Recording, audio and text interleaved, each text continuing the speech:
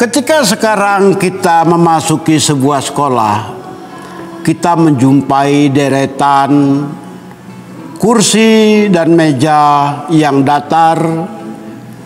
Bahkan di sekolah-sekolah tertentu kita menjumpai satu meja, satu kursi terbuat dari bahannya terbuat dari jati dan dipolitur sedemikian mengkilat, menimbulkan rasa nyaman untuk belajar ketika kita duduk di atas kursi tadi dan menulis di meja tadi.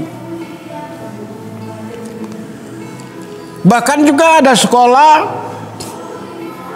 yang menyediakan meja lengkap dengan segala macam peralatan elektronik di atasnya untuk mempermudah belajar siswa. Tentu sekolah yang kita sebutkan terakhir adalah sekolah yang sudah sedemikian maju dan canggih.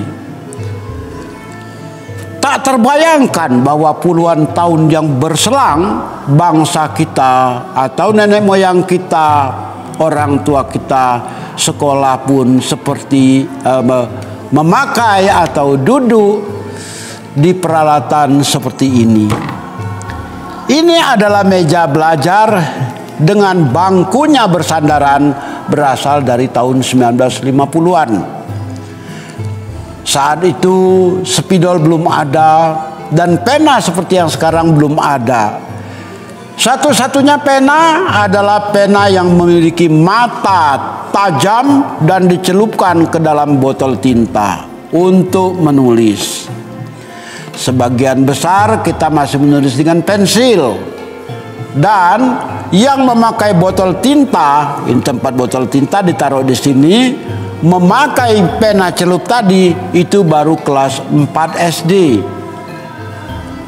Untuk siswa kelas 1, 2, dan 3 mereka menggunakan pensil.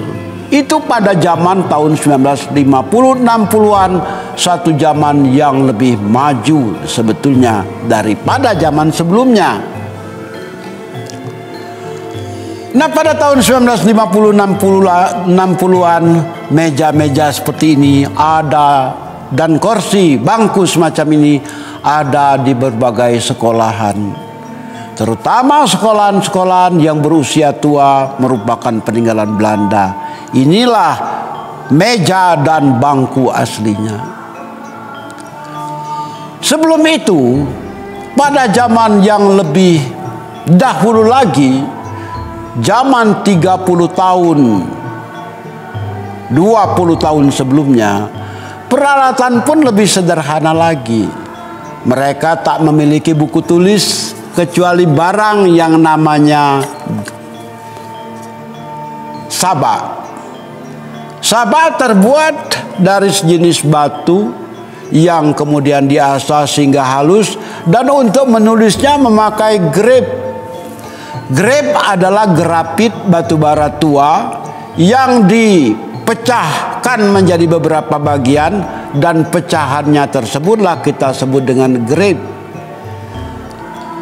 Atau kalau dalam bahasa Inggrisnya grafit, yang sekarang kita gunakan sebagai bahan pembuatan pensil.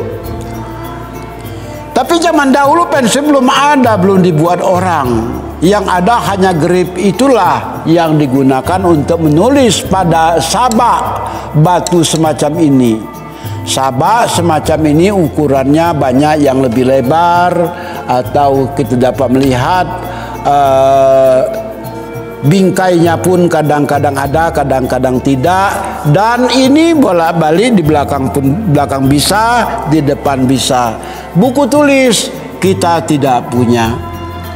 Buku tulis belum lahir di bumi Indonesia, sehingga sabak inilah menjadi andalan kita.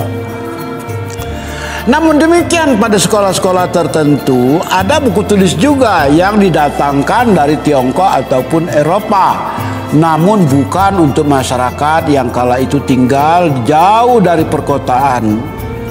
Di perkotaan masyarakat mengenal buku, juga mengenal buku-buku teks yang berasal dari bahasa Belanda. Nyanyian-nyanyian Belanda, kisah-kisah ringan sebagai bahan bacaan dari Belanda ada dalam buku-buku tersebut, mewarnai suasana belajar sehari-hari siswa antara tahun 1910 hingga tahun 1940-an.